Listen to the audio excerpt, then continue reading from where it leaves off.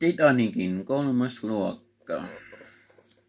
Titanicin kolmas luokka kertoo ylihämärästä lähteneen 41-vuotiaan Maria Panulan ja hänen 1-16-vuotiaan poikansa tarina. Isä Juho Panula oli matkustanut Amerikkaan valmistelemaan perheen saapumista, mutta perhe hukkui Titanicin törmättyään hyisellä Atlantilla jäävuoreen huhtikuussa 1912.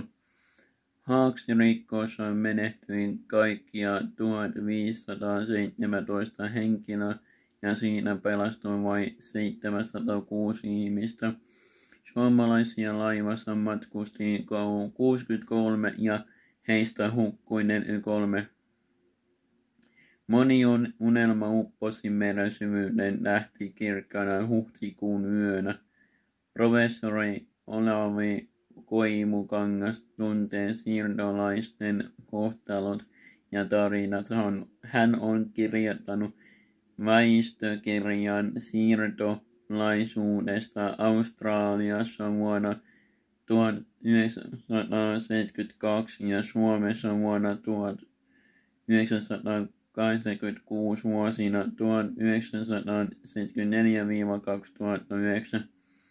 Hän on toiminut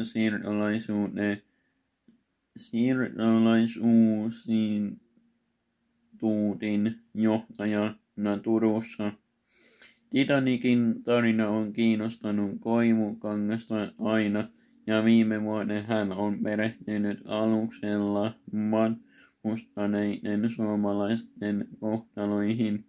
Myötäeläen hän on kirjoittanut vahvan teoksen Amerikasta parempaa tulevaisuutta etsimistä siirtolaisista legendailla, ja Titanic jatkaa matkansa Atlantin aalloilla.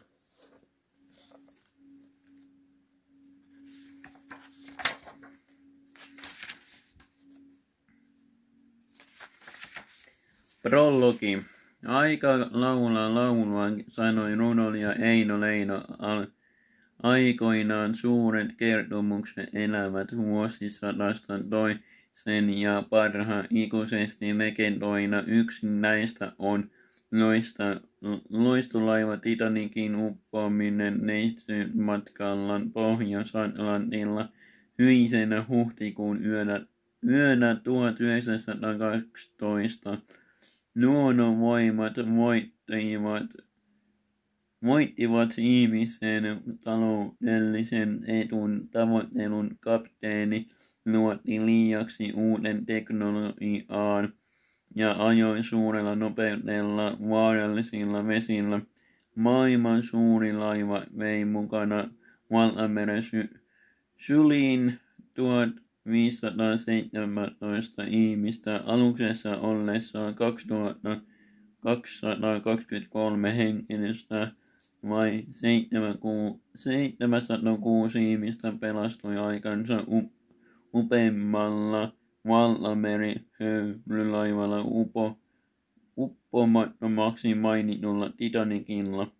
Olleista selvityi kaikkia vain kolmannes ja menehtyi 2/3. Ensimmäisen luokan matkustajista pelastui 60% sekä naisista ja lapsista 93%. Toisen luokan matkustajista pelastui 42%, mutta kolmannen luokan matkustajista selvisi hengissä vain 1/4 ja miehistöä tätäkin vähemmän. Suomalaisia Titanicilla matkusti kaikkiaan 63 ja heistä pelastui 20. 8 toisen luokan matkustajasta selvityi 4 ja 5 kolmannen luokan matkustajasta 16.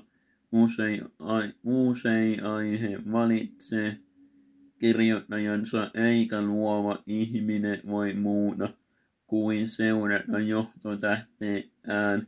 Siirtolaistutkimusta tehdessäni Titanicin nimi loisti minulle kuin kaukana horisontissa välkkyvä majakka, ja hankin aiheita käsittelevää kirjallisuutta ja muuta aineistoa työpaikalleni vuonna 1997. Valmistui James Cameronin elokuva Titanic, joka keräsi yli $1 000 lipputulot ensimmäisenä filminä maailmassa ja oli Suomessakin kaikkien aikojen katsotuin ulkomainen elokuva.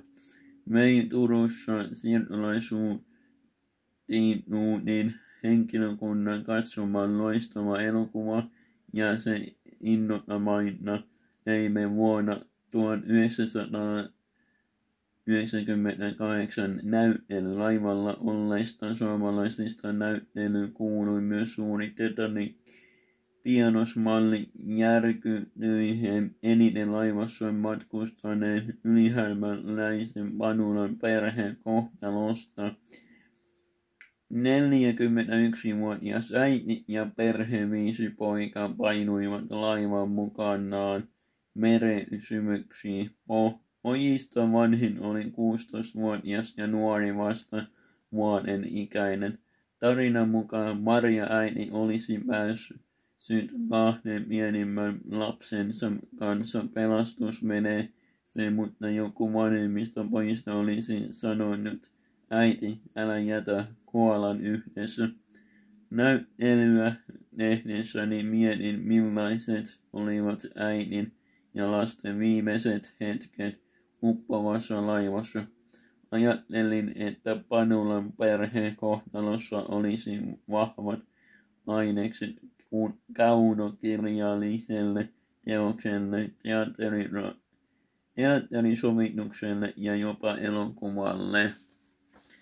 Perheen isä Juho Panula oli matkustanut syksyllä 1911 Yhdysvaltoihin. Siellä hän oli saanut työtä Pittsburghissa sijaitsevasta hiilikaivoksesta ja kun nostanut auton myöhemmin saapuvat perhettään varten Titanicin uppoamisen jälkeen hän matkusti New Yorkiin ottamaan selvää läheistensä kohtalosta. Kesti kauan ennen kuin hän vakuuttui perheensä uhosta.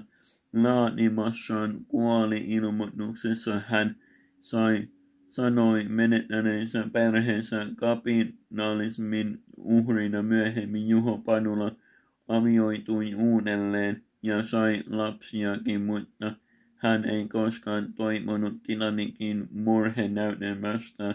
Kuollessaan vuonna 1944 hän oli 74 vuoden ikäinen.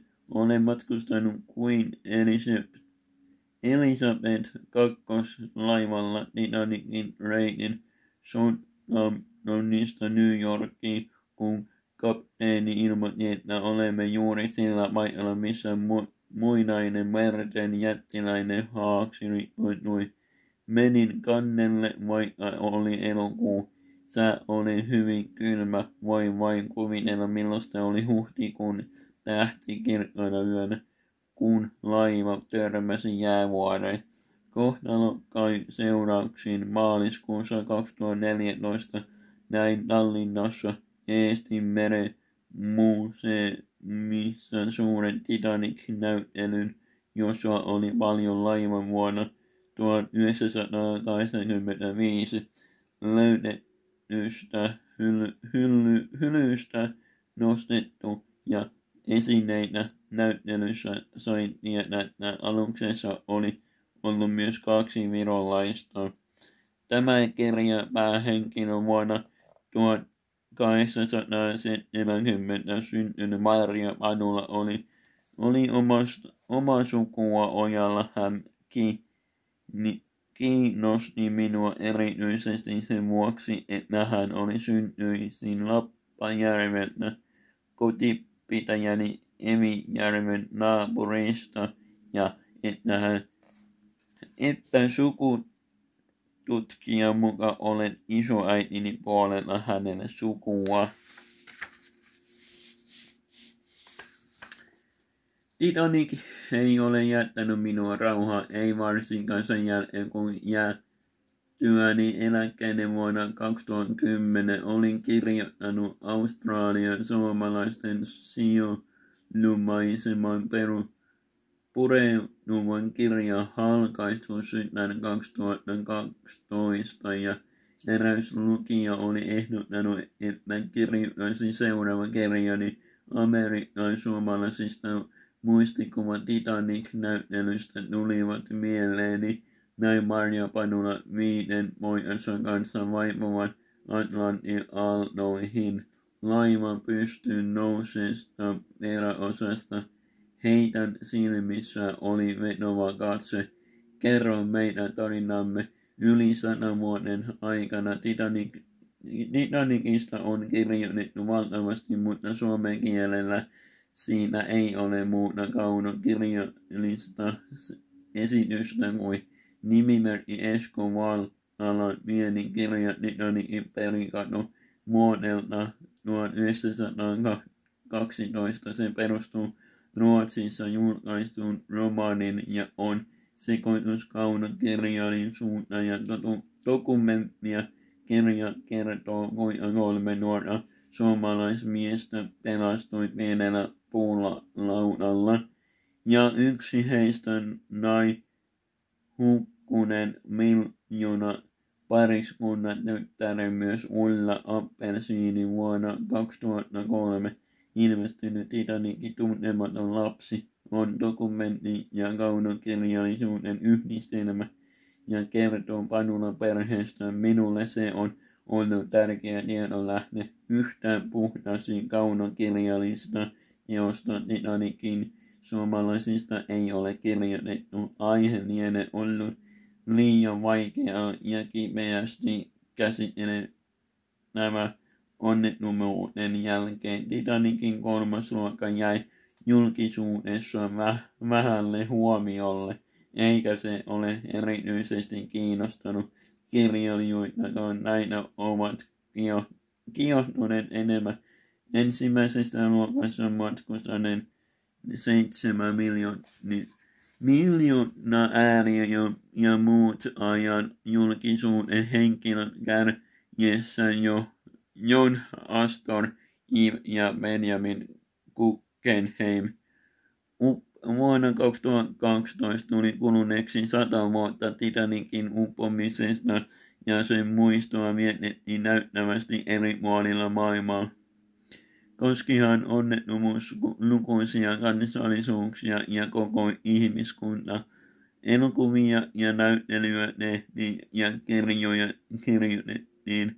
Julkaistiin muun muassa Simo Yli-Karjulan kirja Titanicin vuosisata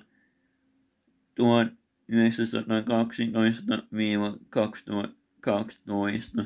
Siirtolaisuuden uutissa uusittiin näyttely Titanicin suomalaisista ryhtyessäni kirjoittamaan tätä kirjaa. Mielessäni olivat taiteilijan Tycho Sallisen sanat.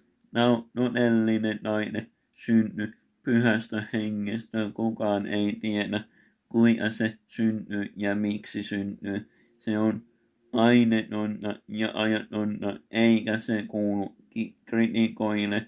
Siksi toisten on maalattava tauluja ja toisten kirjoitettava kirjoja. Olen kirjoittanut tätä kirjaa nöyrällä mielellä muistaen Odysseus-teoksen kirjoittajan James Jouksen ajatuksen kirjoittaa sanat oikeassa järjestyksessä, niin kirjasta tulee hyvä. Jos kirjailija ei nauti kirjoittamisesta, eivät lukijatkaan nauti kirjan lukemisesta. On puolestaan Donna Tartt sanonut, Titanicin uhreista kirjoittamista on vaikea kuvitella nautinnoksi, mutta tarina on niin vahva, että alusta lähtien minulla oli tunne, että kirjoittaa itsensä. Titanic oli oma aikakautensa ihmisjärjen ylivoiman tuote. ja se oli melkein kuin ihmisen luoma enkeli, joka veisi ihmisten nopeasti ja turvallisesti vanhasta maailmasta uuteen maailmaan. Kirjoitti Jan Kapelski kirjassa Titanic-laivan kohtalon yö yli aikakausien ulottuvan syviin. Sisältö on tämä: etsimekö elämä vai kuolemaa?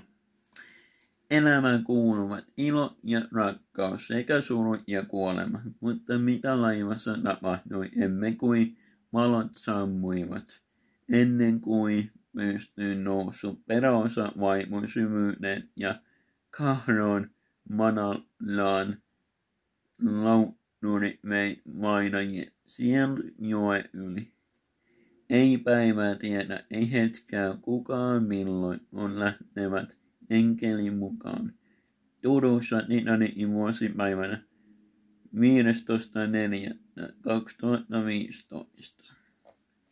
Olavi Koivukangas. Luku 1. Laikojen lapsen. Lumiset metsät munertuivat ilta-auringossa lakeutetun tummalle taivaalle.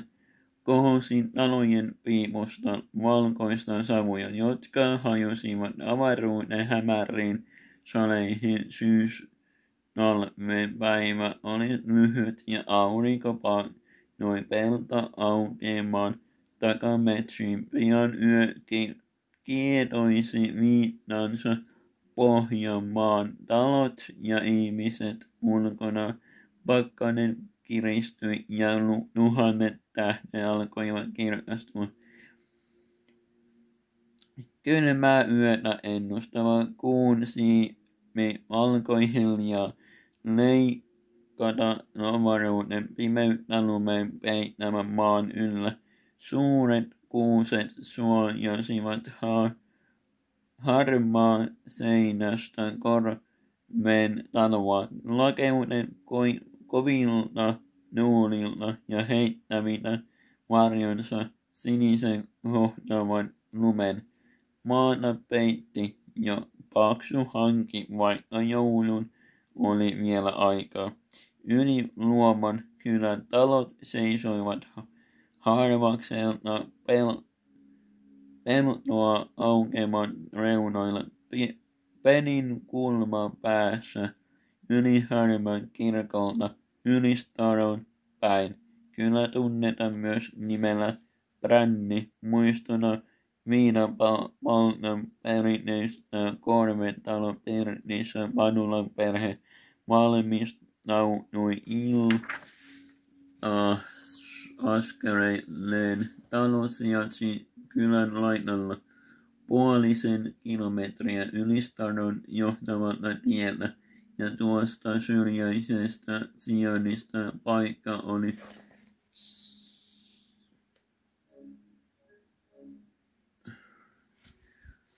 Ylistaron johtavalta tieltä, ja tuosta syrjäisestä sijainnista paikka oli saanut nimessäkin talo oli yksinkerroksinen ja vaatimattoman näköinen verrattuna lähellä kirkkoa seisoviin kaksinkerroksisiin mahtitaloihin, mutta sen pirtin musta kato alla ja tummia seinähirsiä suojassa oli runsaasti tilaa isollekin perheelle. Alunperin rakennus oli ollut savupirtti ennen kuin sen nurkkaan oli muurattu iso takka ja rautahella, joka oli ostettu Nikolain kaupungin talvimarkkinoilta.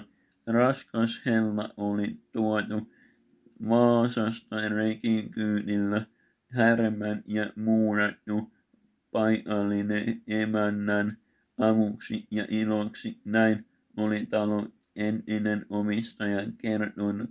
Hellä antoi lämpöä perheen viereiseen pyöreä otsa sen nurkkaan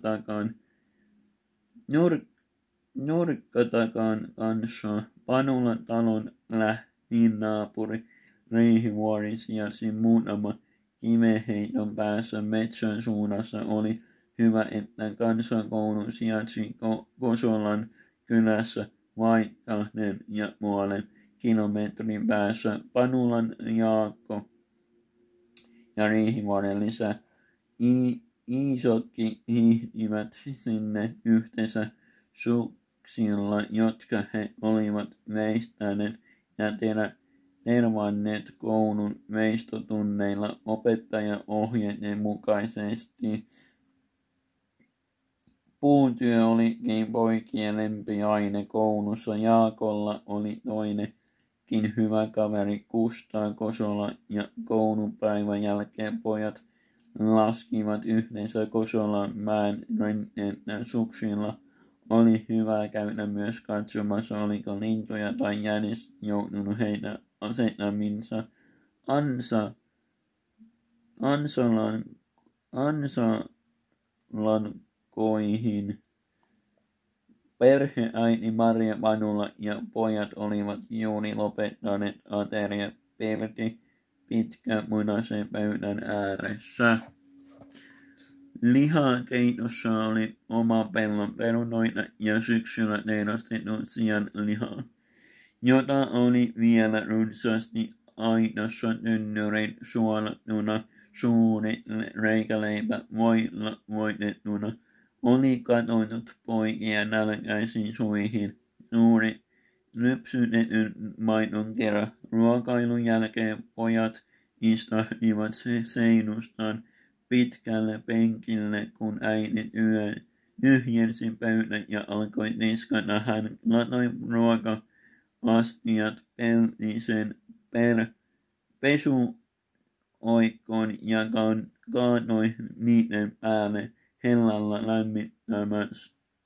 lämmittämänsä kuumaa vettä. Pöydän yllä riippuva öljylampun valossa perhe valmistautui rauhalliseen iltaan, kun porstausta kuului kolina kuin joulupukki olisi ollut tulossa. Oven koputettiin ja sisä astui Kustaa Yliluoma iso talo. Isäntä Jalla oli kyllä ainoa telefoni. Hän ravisteli numet karvahatustaan takkakivelle. Ehtota talohon. Näyttää tulevan isoluminen talami. Oottaako kuulu, että alatalo vanha isäntä Väinö oli kuollut eilen rintatautihin.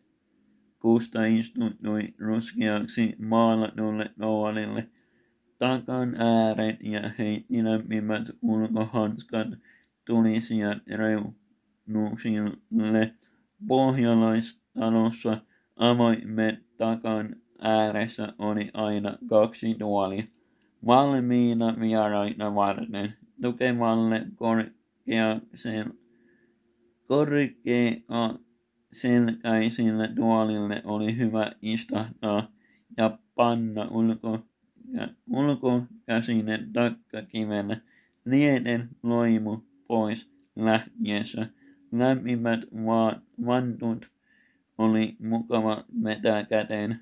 Eipähän ehti pakkanen puorut sormia, kun minä olin nuori, tavattiin sanoa, jotta Pohjanmaalla kuolema voi olla kolmenlainen, kun viinahan kuoloo, kun muuton kuoloo tai kun tapehan.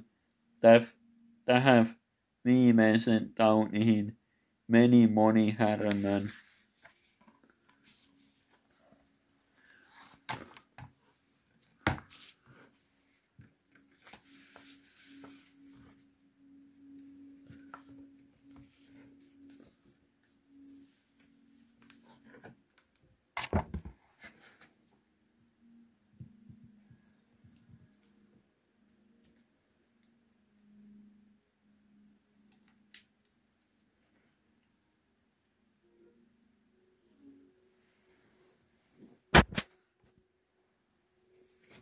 Jatketaan. Poika ja jopa iso talon isäntäkin Kortesjärveltä tänne ensi rengiksi tulle ja sitten vävyksi päässeen Brännin Erikin puukkoon päätyivät Rannanjärven päivät Rytinevalla lähellä Ylistaron raja. Häjy Antti oli painanut Erikin vesikuoppahan, mutta hän onnistui nousemahan ylös sivaltamahan puukolla Anttia jalkahan. Meri oli vuotanut kovin ja Rannanjärvi lähti ajamahan trilolla kotia kohti, kun meri oli vuotanut kuivi. Antti oli pudonnut kärryillä tielle kuolleena, ja hyvä olikin, että Häjy ehti kuolla, sillä Rannanjärvi oli mikitellyt Isotalon Antin emännän ja Häjyjen päämies pääsi vankilasta kohta Rannanjärven kuoleman jälkeen muutoin olisi voinut tulla lisäruumia, ja Iso Antti oli joutunut uudelle linnahan ja ehkä aina Sibiriaan saakka vanhoilla päivillään. Iso Antista tuli siivo ja rauhallinen mies, eikä siitä ole kuin vuosi, kun hän poistui keskuudestamme, jos ei puheet auta, niin rintapuhii, sanoi Rannanjärvi. Se oli aika se, kun Härmän Häjyistä puhuttiin ja laulettiin. Nyt vaan enempi veistahan Körtti virsiä. Naapurin isäntä oli ollut sekä kertoma että kuuleman kylän uutisia. Hän katsahti peräseinillä korkean astiakaapin vieressä härmivää talon emäntää. Mitenkäs Marja ne teidän Amerikan matkan suunnitelma on kehittynyt? Onko Juho isänältä tullut tietoa, että päässyt meren yli Amerikan maahan? Marja pyyhki niskauksen ja huuhtelun jäljiltä märät kädensä myötärälle kietaisemansa esiliina ja katsoi takaa ääreen istahtunutta naapuri-isäntää. Mennä viikolla Juholta tuli preivi, että matka oli mennyt hyvin Hankoniemen kautta Englantiin, ja sieltä ylitse valtameren hän oli saanut työtä hiilikaivoissa Pittsburghissa Pennsylvaniassa ja oli hankkinut vanatalon ja sen maina kunnostaa sen meidän varten. Juha aikoi muurata uudenkin, etteivät pienet lapset palellut öisin, sillä paikkakunnalla kuuluu olevan kylmä talven aikahan, mutta ei siellä ole Michiganin kovia pakkasia, joista meillä on kokemusta. Juho kirjoitti, ensi vuonna meidän pitäisi matkustaa perästä, kunhan vai saadaan tämä talo myytyä ensin.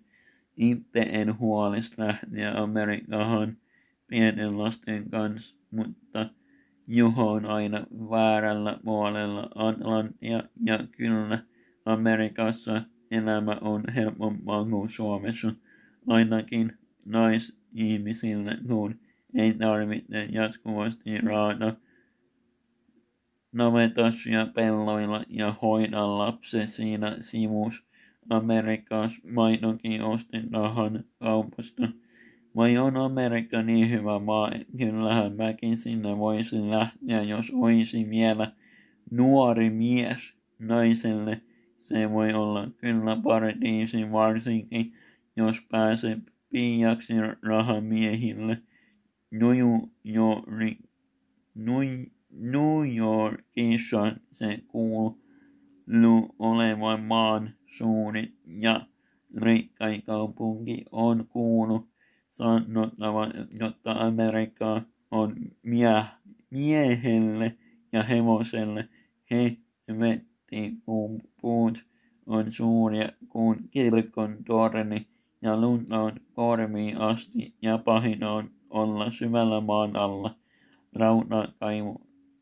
rautakaivonsa, kun siellä malmikivet tippuu niskahan ja tappaa tuhansittain Euroopasta ja muualta tulleita terveitä nuoria miehiä. Ei, kyllä pare on elää täällä jokivarsilla Pohjanmaalla, kun ei tarvitse jatkuvasti pelätä henkensä erestä siirtolaisiksi jostain.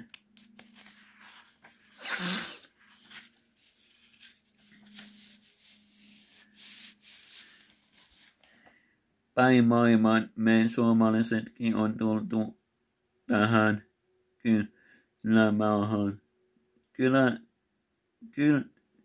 kylmähän maahan. Kustaa Yliluoma piti pienen tauon ja niisti nenänsä taskustaan löytämänsä ruskean ruudullisen kankaaseen. Ei hän sisällä talossa voinut nenänsä niistä sormilla. Sitten hän kohotti katseensa pirtin tumman kantoon. Raamatun mukaan Herra sanoi Abrahamille, että lähde hän maastas ja suustas siihen maahan, jonka mä sulle osoitan, mutta ei Herra varma tarkoittanut, että kaikkien pohjalaisten olisi lähdettävä Amerikkaan. Ja hiljaiseksi se käy tämäkin kyllä, kun kaikki lähtevät Amerikkaan ja vievät lapsetkin mukanansa. No, palahan siellä joku takaisin taalat taskussaan ja laukku täynnä vaatteita ja muita Amerikan tavaroita. Jos sattuu olemaan talo oma poika, niin voi maksaa isän tekemät velat pois kuulu. Moni Amerikassa käynyt renkimies ostaneen tyhjille jääneen Manilan täältä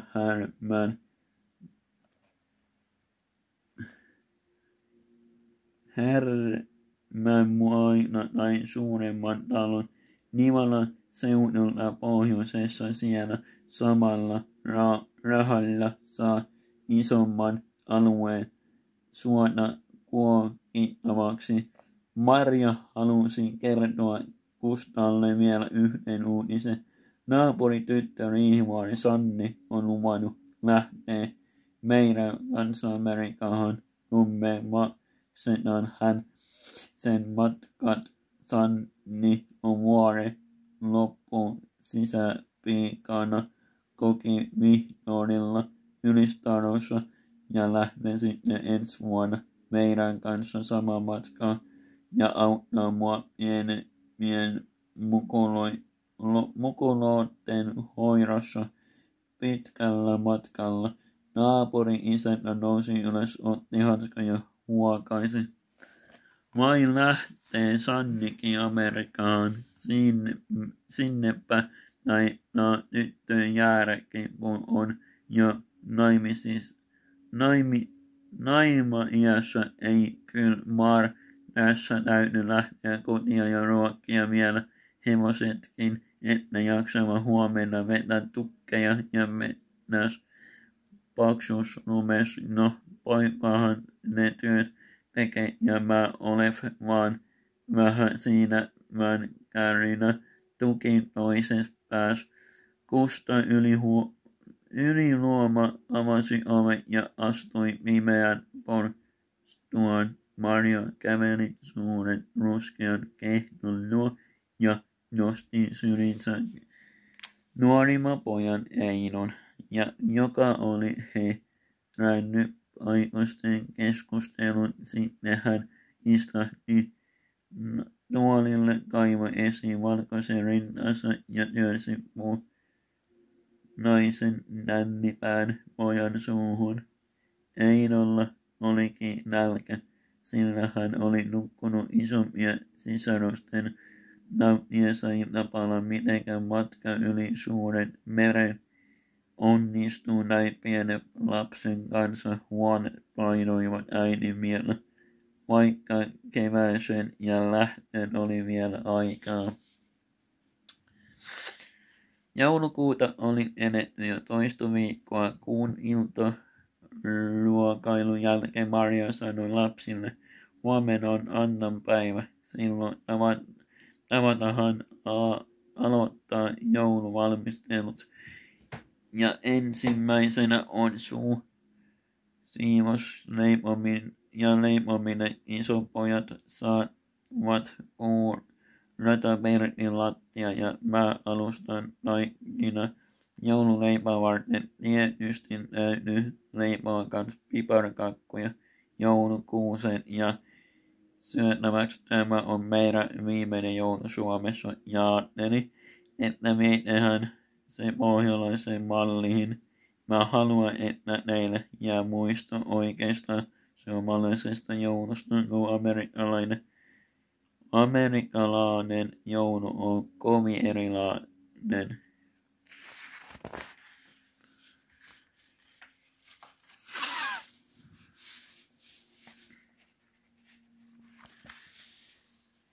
Joo, tiedähän oikein joulu, jossa on joulukuusi, hyvä ruoka ja totta kai joulupukki aattona. Kaikki lapset olivat innoissaan lähestymästä keskitalven juhlasta.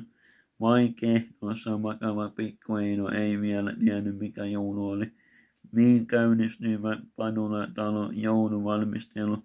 Marjasta tuntui, että tämä olisi perheen viimeinen joulu Suomessa, jos Juho vai malttaisi rauhoittua paikalleen Amerikassa tai voisihan sitä vanhana ja varakkaana palata Suomeen viettämään vanhuuden päiviä, mutta paluu Suomeen voisi jäädä vain unelmaksi, jos lapsen perheinen jäisi Amerikkaan.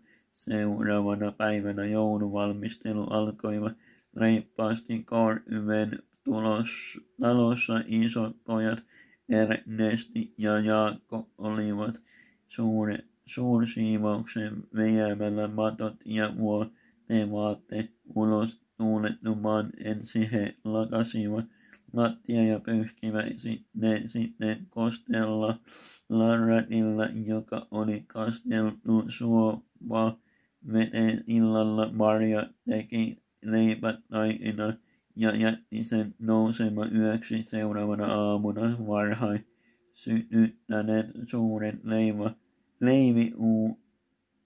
leivin uunin ladotut puut. Tärkeisiin asioihin kuului myös Maria käynti kaupassa kirkon kylässä.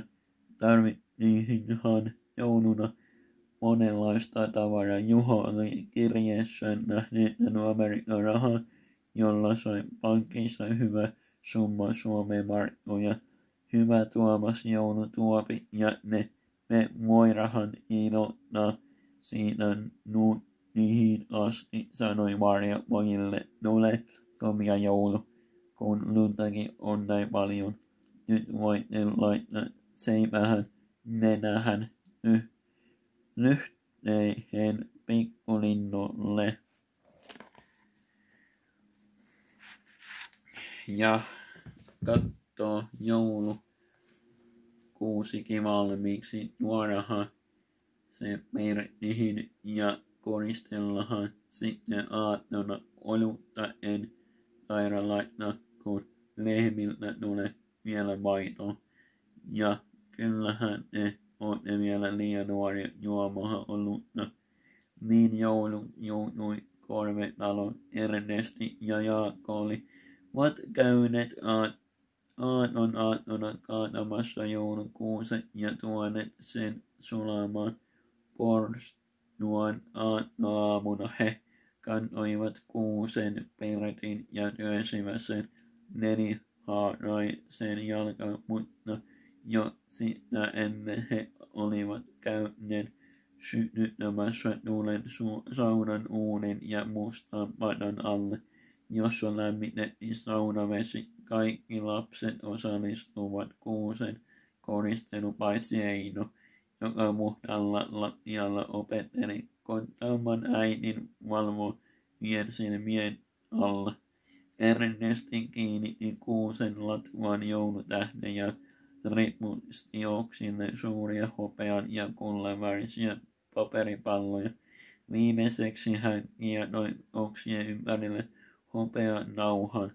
Jaakko sitoi langalla äiti ostamia talikynttilöitä kuuset ja laittoi muutama punaposkien omenatkin riippumaan mille oksille Juho auttoi isoveliä, mutta Urho vain katseli toisten pouhia silmät kirkkaina, kun kuusi oli koristeltu. Ernesti ja Jaakko ripustivat vielä pirtin kattoon rukin joista tehty himmeli ja joulukranssi, johon he kiinnittivät vielä muutama kynttilä. Ne sytyttäisiin myöhemmin valaisemaan pirttiä, kun kaikki oli valmista ja jäljet siivottu. Maria äiti keittämä ohrapuuroa nautittiin voisilmän ja maito lasillisen kerran. Kiirettä ei ollut ja ruokaa sai rauhassa laskeutua vatsassa. Sitten Maria vilkaisi seinäkelloa.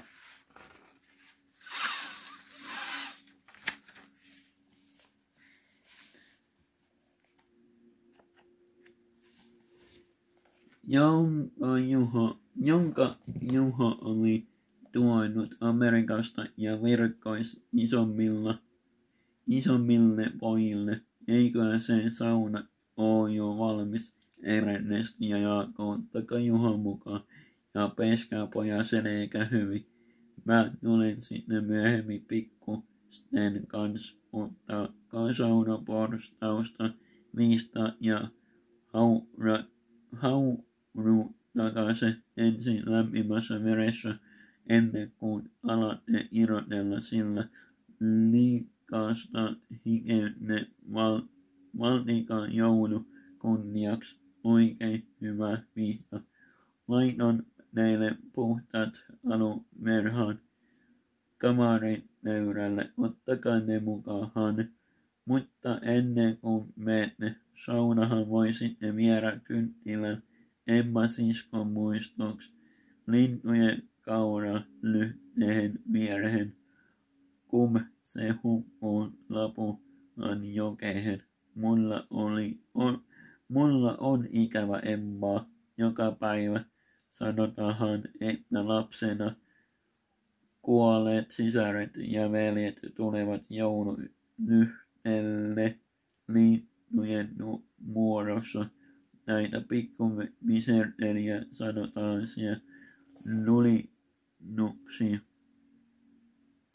Äidin ohjeiden mukaan Ernesti ja Jaakko sytyttivät kynttilähankkeen joululyhteen viereen. Heilläkin oli ikävä Emmaa. Sitten he palasivat pirttiin ja ottivat kamarin pöydältä puhtaan vaatekerran ja pyyhkeen. Myös Juho sai kainalonsa puhtaat vaatteet ja pyyhkeen. Jaakko asteli saunapolkua pitkin ensimmäisenä ja kantoi varmasti pientä öljylampua. Juho marsi toisena ja Ernesti viimeisenä. Kirpeästä säästä oli ihana päästä nauttimaan savusaunan lämmöstä. Ernesti löi sen ensin häkälöidyt ennen kuin pojat kiipesivät lauteille ja alkoivat vuorotelle ropsutella harteita koivuvihralla. Välillä isot pojat heittivät lisää vettä mustalle kipakasti sijahtavalle kiukalle. 7 vuoden ikäinen Juho, joka ei vielä oikein tiennyt, mikä joulussa oli totta ja mikä satua, kysyi, onko täällä saunassa joulutonttuja? Ei oo muita kuin me 3, Ernesti naurai. Kumpoja palasivat puhtaina Pertin Maria lähti sauna 2 nuorimman poikansa kanssa savusaunaan. Lauteella hän ajatuksen hyppivä Emman ja Juhon välillä mantereella toiselle, millainen joulu Juholla mahtaa olla. Hän tiesi kyllä vastauksen, sillä suomalaiset siirtolaiset olivat vieneet suomalaisen joulun mukaan Amerikkaan, mutta olikohan Juho yksi kotona vai puolitalossa, jossa sai hyvää suomalaista ruokaa. Kun Maria palasi Perttiin puhtaiden pianokaistensa kanssa, jouluaattopäivä oli jo hämärtynyt kohti iltaa. Ernesti kuiskutteli äitinsä korvaan. Me on ajateltu Jaakon kanssa, että kyllä meille täytyisi pukki tulla, jotta pienille pojille tulisi oikea joulu. Kun me löydettiin eilen Mintiltä vanha lammasturkki ja tuohitaamari ja keppikin oli siellä. Me tuumittiin, jotta mä voisin olla pukkina ennen ilta-ateriaa. Hyvä juttu, Ernesti. Mä ostin kaupasta vähän lahjoja ja ne on juutisäkeissä kamarin vaatekaapin lattialla. Niissä on nimetkin valmiina. Se sinun Urholle tekemä puheenvuone on laatikossa säkin pohjalla. Uskon, että Urho ihastuu, kun saa niin hienon lahjan. Kului aikansa, kun Ernesti ja Jaakko olivat lähteneet ulos Pertistä, jota takka valkea ja öljylamppu valasivat ennen kuin eteisestä kuului kolina ja ove koputettiin.